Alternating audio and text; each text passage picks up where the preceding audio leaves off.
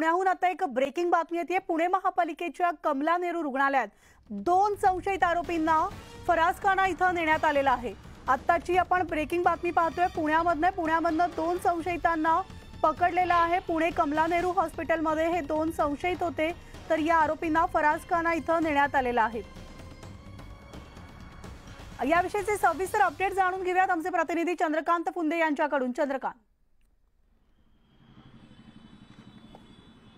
मनाली, काल या कमला नेहरू हॉस्पिटलमध्ये एक संशयित इथं आल्याचं पोलिसांना गुप्तचर बातमीदाराकडून माहिती मिळाली होती। त्यानुसार पोलिसांनी इथल्या डॉक्टरांना सांगून ठेवलं की एक संशयित तुमच्याकडे आल्यास त्याचं सीसीटीव्ही त्याचं फुटेज डॉक्टरांना दाखवलं आणि तो फोटो सगळ्यांकडे देऊन ठेवला। त्यानुसार ते आज इथं पुन्हा रक्त चाचणीसाठी आले असता पोलिसांना लगेच डॉक्टरांनी इन्फॉर्म केलं, त्यांना एका रूममध्ये बंद करून ठेवलं आणि लगेच पोलिसांच्या ताब्यात दिलेलं आहे।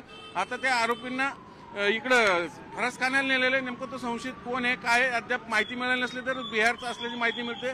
अशी शंका आहे की तो बांगलादेशी आहे की अतिरेकी आहे, ते पुढील तपासात समोर येईल। पण गुप्तचर बातमीदारामार्फत माहिती होती की तो कोणीतरी संशयित आहे, कुठल्या तरी गुन्ह्याशी संबंधित आरोपी आहे, म्हणून त्याचा फोटो डिस्प्ले केला होता इथं या डॉक्टरांकडे, नर्सेसकडे।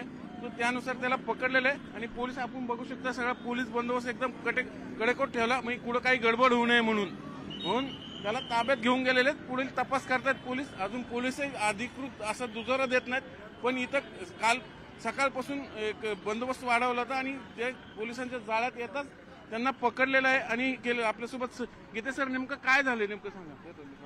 म्हणजे पोलीसही अजून अधिकृत माहिती देत नाहीत, चौकशी सुरू आहे, पण काहीतरी गडबड झाली म्हणून इथं बंदोबस्त वाढवला आणि त्या दोघांना घेऊन पोलीस गेलेत आणि अधिक तपास करतात। संशयित आहेत, कदाचित अतिरेकी असू शकतात, काही बांगलादेशी असू शकतात, पुढील तपासात समोर येईल। पण त्याच्या आधार कार्डवरनं तो बिहारचा तरुण असल्याचं कळतंय। पुढील तपास आणखीन तो कुठल्या गुन्ह्याशी संबंधित आहे का, नेमका कशासाठी आला होता, या सगळ्या गोष्टी तपासात समोर येतील म्हणाले। निश्चितच चंद्रकांत, आणि त्यामुळे या संपूर्ण प्रकरणावर आपण लक्ष ठेवून राहणार आहोत। तिथले सगळे